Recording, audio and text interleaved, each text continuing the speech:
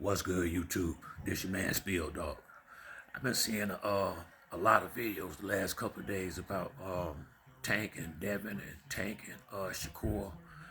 Um, it's a lot of good dudes at 135. It is. I like Shakur Stevenson a lot. I mean, he an excellent boxer. I mean, he really is. I mean, he probably got the most skills out of all of them.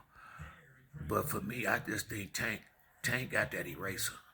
See, he don't. Tank is the only one of them dudes in them divisions down there that got that real crack. From what I see, I don't think none of them would be able to take Tank punches. They definitely can't handle that uppercut. As much as I like now, like I say, Shakur is a beast in the ring, but I gotta be honest. I cannot remember this guy's name. I think he's from Jamaica. I'm bad with names. I think Shakur fought him maybe 3 fights ago or so on ESPN. It was he won the fight easy, but I think it was like a third round or something like that. The dude caught Shakur with a good punch, and it completely changed that whole damn fight around. I mean, he got on his bike from that point and didn't get off of it. Similar to Crawford and Postall, but I will say Shakur engaged a lot more than Bud did, I think, in the particular fight. But it showed me when I saw that fight. Now that fight was at 130 pounds too. Let's so I can be accurate. But when I saw that fight right there, I think I made a video about it. That I knew then. I said, well, as good as Shakur is, he won't be able to get past Tank because Tank is a much better boxer than the guy that he was in there with that night. And by Tank being a shorter fighter, if they go too many rounds and he got to start coming, I mean, I don't, you know, Shakur throws some great shots, but I have yet to see him with that, with a certain punch that I think gonna knock somebody out like that. And I know for a fact, if Tank line that uppercut up right on from 147 on down, at least 140 on down, they going to the floor. I like Devin and I like all three of them, Devin, Shakur, and Tank. But Tank is my guy. I would always put Tank right up there with Earl Spence now. Well, right behind Spence, rather on the pound for pound, because once again, he got that pop in them punches. And then when I seen him knock that boy out, the boy Barrios, who Keith Thurman went 12 rounds with, that showed me a whole lot more, because the guy had a lot of advantages over Tank as far as height and reach.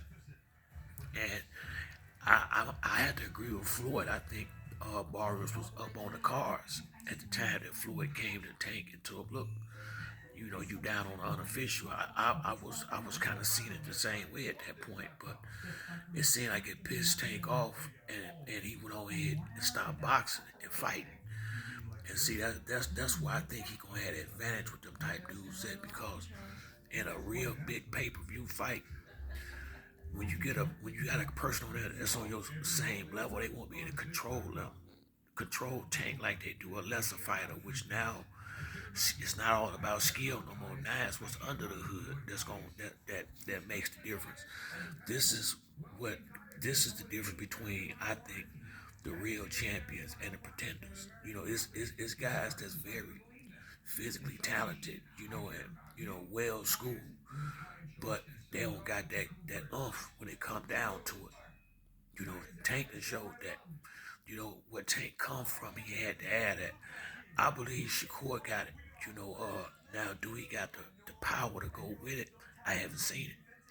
Not against the good fighters. I've seen him outbox a lot of dudes, but I ain't seen where I would be worried about him knocking out Devin or Tank. I wouldn't be worried about Devin knocking either one of them out either, but I'm thinking Tank gonna knock whichever one of them. If he fight one of them, they going, because they gonna have a lot of advantages as far as reach and height. It's not gonna be that hard if Tank ain't pressing from the beginning for them to get the lead on Tank and make him have to pursue them, which is the fight game I'm quite sure they would try to have, but Tank is on that elite level, so that may not work out the way they would want to. Because once he touch you, you gonna be stilled in. I mean, he got the boy hit hard. So for me, at that 135 division, I would have to rock with Tank. I've been said that I like Shakur a lot. I think he gonna be one a Hall of Famer in the end, Devin too.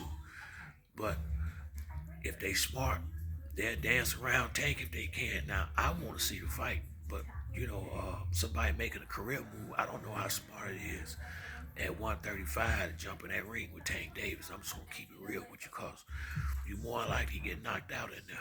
I don't care who it is. The boy that showed me that he got power that's going I think he had that power at least up to the 140 division solid.